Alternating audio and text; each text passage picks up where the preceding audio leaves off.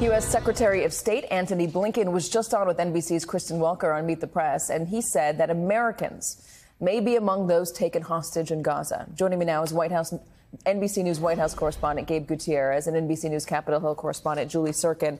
Tell me more about what Antony Blinken said, Gabe.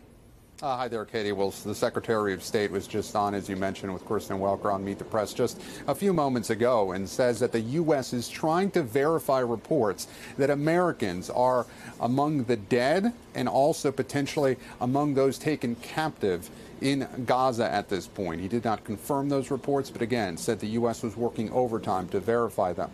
Also, another piece of news, Katie, that the Secretary just said, he says that in addition to the $3.8 billion in aid that the U.S. typically gives to Israel, Israel is now asking for more specific aid. And the Secretary said that we should expect to hear more about that later today. He was also asked by Kristen how these attacks might derail that possible agreement between the U.S., Israel, and Saudi Arabia about normalizing relations between Israel and Saudi Arabia. He was asked about that, and he said that it was entirely possible that that could have been one of the motives behind this attack. But again, that breaking news, Katie, that the U.S. trying to verify reports that Americans might be among those killed and taken captive in Gaza. How concerned is the White House, Gabe, about this breaking out to a broader regional conflict, Hezbollah getting involved, Lebanon potentially getting involved?